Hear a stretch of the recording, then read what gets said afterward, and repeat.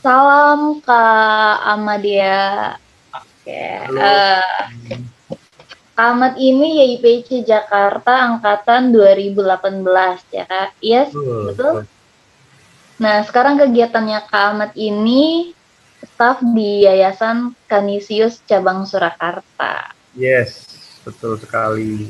Aku ini dulu ya, kenalin lagi Kak Ahmadiyah, namanya Kak Ahmadiyah Prajna Putra Mahardika ini. Nah, kan Paskah ini tanggal 4 April ya kan, 4 Ya. April 2021, YIPC Jakarta akhirnya bikin podcast mengenai tentang gimana sih mengenang Paskah sebagai bentuk penyerahan diri untuk Tuhan dan juga umat. Nah, langsung aja mungkin Kak Ahmad bisa langsung sharing tentang makna Paskah buat Kak Ahmad dia sendiri itu kayak gimana. Oke, ya. Terima kasih Rama. Mungkin sebelumnya saya kenalkan diri dulu. Saya Amadea Prajna. Saya alumnus berarti ya YIPC Jakarta angkatan 2018. Sekarang saya di Solo. Tadi sudah disebutkan di Yayasan Kanisius Cabang Surakarta, itu sebuah yayasan yang menaungi sekolah-sekolah dari KB sampai SMA SMK. Ada 40 sekolah yang kami naungi di seluruh Surakarta atau Solo Raya, itu berarti meliputi Solo, Klaten, Wonogiri, Karanganyar, dan Boyolali. Ada 40 sekolah. Nah, itu kerjaan sehari-hari saya, menemani para guru yang mengajar para murid gitu ya. Saya lebih menemani mereka. Nah, kali ini terima kasih atas kesempatannya YIPC Jakarta yang sudah mengundang saya untuk ngobrol-ngobrol tentang Paskah bersama dengan Rahma ini ya. Tadi sudah diawali oleh Rahma tentang sejarah Paskah. Ya, kalau bicara tentang Paskah, ini orang Kristiani gitu ya katakanlah. Tapi yang akan saya sampaikan di sini lebih pada keyakinan dari aliran atau agama Katolik gitu ya. Karena Kristen itu kan luas, ada banyak sekali cabang atau banyak sekali aliran. Salah satunya adalah Kristen Katolik. Nah, saya mau bicara dari apa yang saya ketahui saja. Nanti kalau bicara secara umum, sotoy ya jadinya ya kan. Jadi sok tahu, maka saya bicara yang saya ketahui saja. Sejarah Paskah tidak bisa dilepaskan dari akar akar agama Kristiani atau akar ajaran Kristiani itu adalah agama atau ajaran Yahudi. Jadi Paskah yang diyakini oleh orang Kristiani itu tidak lepas dari Paskah yang diyakini orang Yahudi. Nah, Paskah Yahudi itu apa? Paskah Yahudi adalah peristiwa atau perayaan untuk mengingat atau mengenang peristiwa bangsa Israel keluar dari Mesir, bebas dari penjajahan atau perbudakan oleh Fir'aun gitu ya. Itu yang juga mungkin teman-teman muslim juga ada juga saya kira ya, cerita itu bagaimana Nabi Musa memimpin bangsa Israel keluar dari Mesir, dari perbudakan Mesir. Itu dirayakan sebagai Paskah. Nah, oleh orang-orang Kristiani atau katakanlah pengikut Yesus yang sering disebut juga Yesus Kristus. Makanya Kristiani itu sebenarnya adalah pengikut Yesus Kristus gitu kan sebenarnya. Nah, oleh pengikut Kristiani, makna ini diperbarui, ditambah maknanya dengan pembebasan manusia dari dosa, ya. Jadi kalau bangsa Yahudi pembebasan manusia atau pembebasan bangsa Israel dari Mesir, dari perbudakan. Kalau orang Kristiani pembebasan manusia dari perbudakan dosa. Jadi itu sih sejarahnya. Kapan dimulainya?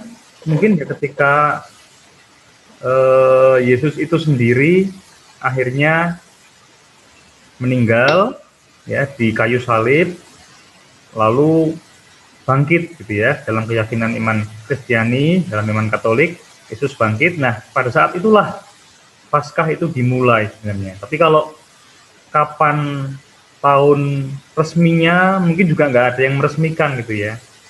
Sejak itu Paskah menjadi perayaan sampai sekarang orang-orang Kristiani. Itu kira-kira Rahma kalau sejarah. Oke, sama. Nah, biasanya setahu Rahma itu ada puasa ya biasanya ya untuk menuju Paskah itu ada puasa ya. Betul. Itu mungkin bisa diceritain Kak atau dijelasin puasa menuju ke Paskah itu kayak gimana, terus di dalam puasanya itu kita ngapain aja, terus ya. Ini mungkin menarik juga kalau bentar lagi kan teman-teman Muslim kan juga akan masuk bulan puasa ya. Arti puasa juga tidak beda kali ya, tidak begitu jauh dari puasa yang diyakini oleh umat Muslim gitu ya, oleh teman-teman Muslim juga yang dilakukan. Intinya bahwa puasa dalam tradisi Kristiani atau dalam tradisi Katolik itu punya 3 pilar, katakanlah begitu. Pilarnya yang pertama adalah penyesalan atau pertobatan dari dosa-dosa, itu kan, itu ditandai dengan misalnya membuat niat untuk tidak makan makanan yang disukai misalnya, atau tidak melakukan aktivitas yang kurang bermanfaat misalnya seperti merokok atau mungkin main game gitu ya, atau mungkin mager, itu juga bisa sih. Gitu. Oh, bisa puasa mager juga ya. Bisa puasa mager. Itu cocok buat saya sebenarnya. Gitu ya. Lalu juga itu kalau yang apa ya, kalau yang bisa dipilih sendiri gitu ya. Tapi kalau yang wajar itu memang tidak makan. Tetapi kalau minum kok ternyata tidak. Jadi minum tidak termasuk yang dipuasakan gitu ya. Jadi hanya tidak makan. Jadi cuma minum doang ya Kak ya. Itu jadi lebih ringan daripada teman-teman Muslim.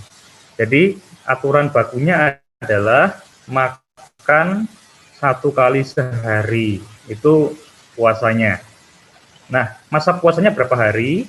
Itu ada 40 hari. Jadi dimulai dari Februari akhir kemarin tuh ya, tanggal berapa ya? Saya agak lupa tuh.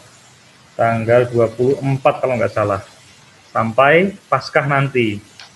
Paskah nanti itu tanggal 4 ya kan. Di sekitar 40 hari kalau dihitung-hitung itu. Nah, itu apakah sahur juga Kak? Kalau misalnya di Muslim kan kalau puasa kan sahur, terus habis itu apakah dilaksanain tiap hari sampai menjelang Paskah atau harinya bisa terserah kita, yang penting 40 hari terus pas udah mau Paskah gitu. Ya. Jadi yang 40 hari itu sebenarnya masa puasanya gitu ya. Kalau puasanya sendiri yang wajib itu hanya 2 hari sebenarnya. Ya kan? Jadi enak tuh kan? Hanya pada hari Rabu awal itu tanggal 24 tadi kalau saya nggak salah tanggalnya, dan tanggal 2 April nanti waktu Jumat, waktu wafat Isa Al-Masih kalau di kalender. Sebenarnya itu puasanya. Jadi puasanya adalah makan 1 kali sehari. Nah itu terserah tuh, mau sarapan doang, mau makan siang doang, atau mau makan malam, bebas gitu ya. Bisa milih sendiri. Nah, lalu selama 40 hari itu puasa seperti apa? Tadi seperti yang saya sampaikan, puasa mager, puasa mungkin ngerokok, puasa ngegame gitu ya. Atau mungkin puasa makan daging. Jadi makannya sayur-sayuran gitu. Itu tidak seragamkan, jadi bebas, masing-masing orang boleh milih sesuai dengan niatnya masing-masing. Kalau Kak Ahmad ini puasanya gimana? Nggak puasa mager kah atau puasa game? Kalau saya lebih puasa makanan sih. Oke. Jadi makan 1 kali. Ya, tapi kalau selama 40 hari ini saya makan 2 kali sehari. Jadi Oke, Kak. satu kalinya enggak itu malam. Saya enggak makan malam selama 40 hari ini. Oke. Dan sampai saat ini masih nyaman ya. Berarti senyamannya aja ya. Terus Ya, kan biasanya menuju Paskah itu ada Jumat Agung ya dan Rabu hmm, Abu kalau tidak salah. Nah, ya. itu prosesnya kayak gimana, Kak? Bisa diceritain kah? Oke. Nah, tadi yang belum saya jelaskan tiga pilar tadi ya. Tadi masih baru satu ya. Pilarnya baru pilar penyesalan dan pertobatan yang ditandai dengan puasa, yaitu puasa hal-hal tertentu tadi itu. Yang kedua pilarnya adalah doa. Jadi kesempatan selama 40 hari ini, kesempatan untuk kembali meningkatkan doa gitu ya, menambah waktu doa yang biasanya lupa berdoa, sekarang diharapkan lebih banyak berdoa gitu kan. Dan yang ketiga, pilar berikutnya adalah pilar amal. Jadi tadi misalnya aku puasa rokok gitu kan, artinya kan duit yang untuk beli rokok kan bisa disimpan. Nah, duit tadi itu untuk beramal, untuk membantu saudara-saudari yang membutuhkan, katakanlah begitu. Atau aku nggak makan daging misalnya. Nah, uang untuk beli daging tadi bisa disimpan lalu disumbangkan atau diamalkan. Itu tiga pilar tadi. Nah, tadi terkait dengan pertanyaannya Rahmat tadi tentang Rabu Abu dan Jumat Agung. Rabu Abu itu tadi seperti saya sampaikan awal dari masa 40 hari puasa tadi itu. Tanggal 24 kalau saya nggak salah. Nah, Rabu Abu itu tradisinya adalah kita berdoa dengan cara menaburkan abu di rambut. Oke. Menaburkan abu di Langsung rambut. dikasihin di kepala gitu ya, Kak? Ya, kalau biasanya ada juga yang dibuat tanda salib di sini gitu pakai abu. Karena mungkin Rahma pernah lihat kali ya. Satu hari gitu ada orang kok pakai abu di sini hitam. Iya, di Kan? sini ya, Ya kan? di Tapi ini karena masa pandemi maka kan nggak boleh sentuhan, maka cuma ditabur gini. Nah, Oke. itu maknanya sebenarnya kita diingatkan bahwa dulu kita tuh diciptakan dari abu gitu ya, diciptakan dari debu tanah gitu. Kalau tradisi Kristiani atau Katolik, Nabi Adam diciptakan Tuhan dari debu tanah. Nah, itu kita diingatkan bahwa kita itu sebenarnya hanya debu gitu.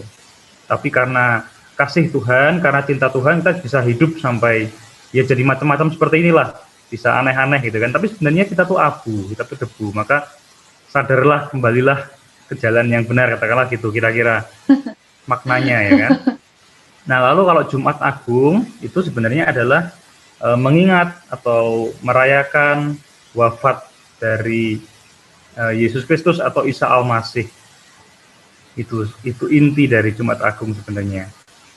Mengingat, merayakan Yesus yang wafat untuk menebus dosa manusia. Gitu. Kalau Rabu Abu kan berarti ada pakai abu di sini kan ya, di Ya, jidat ya, atau ditaburin. Nah, kalau ya. misalnya Jumat Agungnya itu ngapain, Kak? Ibadahkah satu hari atau ngapain? Jadi Jumat Agung itu ditandai dengan tadi puasa ya, yang satu kali makan tadi, dan ibadah di gereja biasanya. Itu kita membaca cerita Yesus yang dari ditangkap, lalu apa istilahnya ya, disiksa, lalu disalib, dan akhirnya meninggal.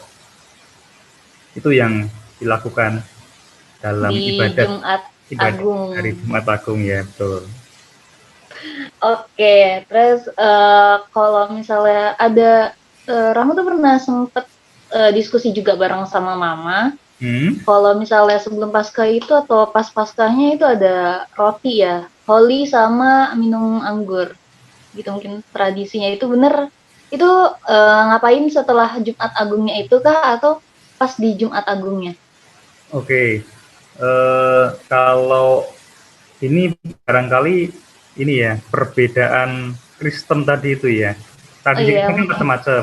Nah, kalau Katolik sebenarnya itu kan namanya kalau dalam tradisi Katolik itu namanya komuni, katakanlah kita menerima roti sama minum anggur, katakanlah begitu kan. Kalau tradisi Katolik itu tidak menunggu saat Paskah.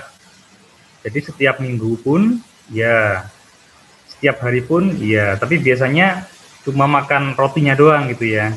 Yang anggurnya itu imamnya yang memimpin ibadah atau memimpin misa kalau dalam tradisi Katolik. Nah, di tradisi Kristen yang lain barangkali ada yang gitu, ada yang ketika Paskah atau hanya ketika Paskah lalu ada perayaan atau ada makan bersama tadi ya, anggur dan roti tadi.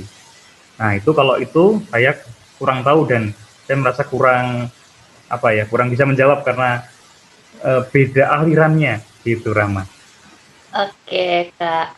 Terus implementasi buat peacemaker-nya ini dari Kakak sendiri, menurut Kakak Paskah itu apa? Dari diri Kakak sendiri. Oke, terima kasih.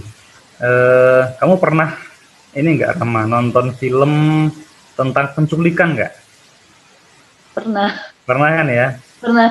Ya, jadi ada orang diculik, lalu penculiknya itu biasanya telepon sama keluarganya minta tebusan gitu kan? Minta tebusan. Kalau nggak ditebus nggak bakal dibalikin. Ya, kalau nggak tebus nanti bisa diancam, entah mau dibunuh lah atau apa gitu kan. Nah, mungkin kita bayangkan bahwa kita itu seperti orang yang diculik gitu. Kita seperti orang yang diculik, yang kalau nggak ditebus, nggak dikasih tebusan itu akan mati. Nah, siapa penculiknya itu? Penculiknya adalah dosa. Dosa itu mengikat kita, menyandera kita, dan menunggu ditebus gitu ya, sehingga kita bisa merdeka. Nah, tebusannya itu adalah, kalau dalam tradisi Katolik, adalah Yesus sendiri. Jadi Allah yang menjelma menjadi manusia, mungkin agak susah untuk dipahami gitu ya. Allah kok menjadi manusia itu gimana? Tapi dalam keyakinan kami, Allah itu tidak rela kalau anak-anaknya itu ditebus oleh sang penculik, yaitu dosa, sehingga bisa mati. Maka Allah itu menjelma jadi manusia supaya dia bisa menjadi pengganti untuk aku. Jadi aku merdeka, aku bebas, tetapi Yesus itu yang menjadi korbannya. Nah, ini yang bagi saya menyentuh sekali. Artinya bahwa aku ini atau kita ini sebagai manusia itu manusia yang sungguh-sungguh dicintai oleh Tuhan.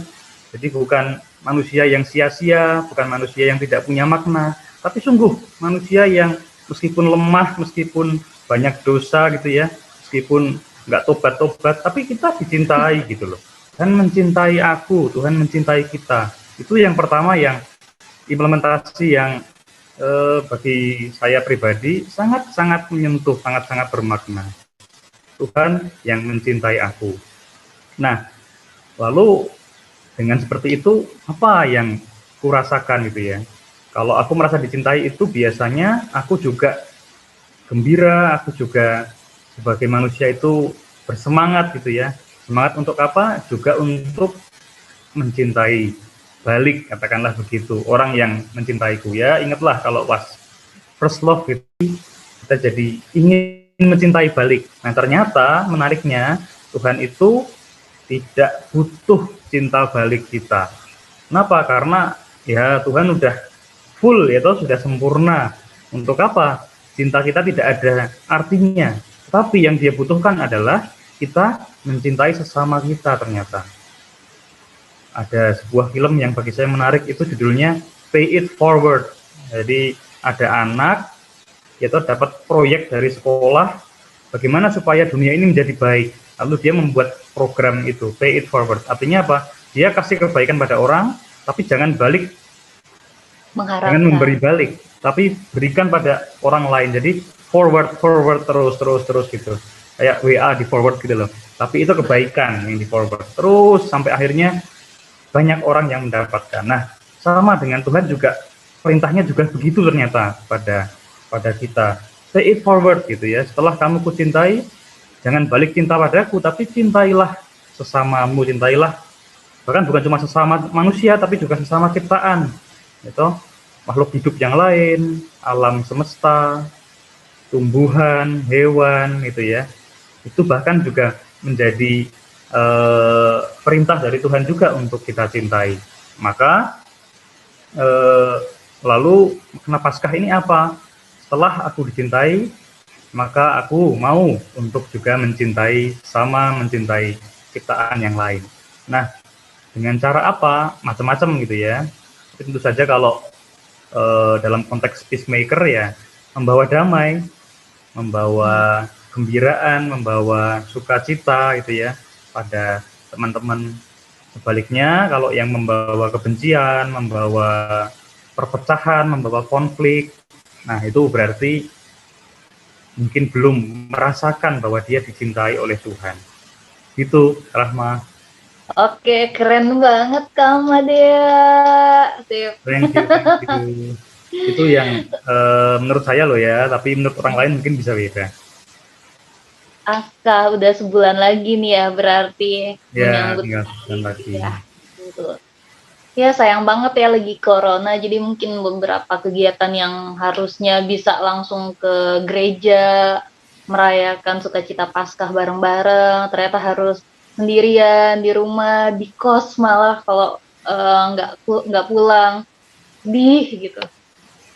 Tapi Paskah ya tetap Paskah gitu kan ya Kak ya. Jadi ya Tuhan memberikan cinta dan kita wajib menyebarkan cinta kepada makhluk-makhluk yang lain. Nah, jadi Betul merasa dicintai. banget. Ini aku nemu dari aku ada dari dua Tawarikh 35 pasal 35 ayat 16. Mohon dikoreksi kalau misalnya salah ya Kak. Demikianlah seluruh upacara ibadah bagi Tuhan disiapkan pada hari itu untuk merayakan Paskah dan untuk mempersembahkan korban bakaran di atas mezbah Tuhan sesuai dengan perintah Raja Yosia. Oke, itu penutup dari aku. Aku ngambil dari 2 Tawarikh pasal 35 ayat 16. Nggak salah kan aku? Thank you, Rahma. Thank you, Kak Ahmad. Semoga kita bisa ketemu ya, Kak Ahmad. Oh ya, Rahma, oke. Nanti kita cari waktu yang tepat setelah COVID berlalu, ya kan? Amin. Segera. Amin.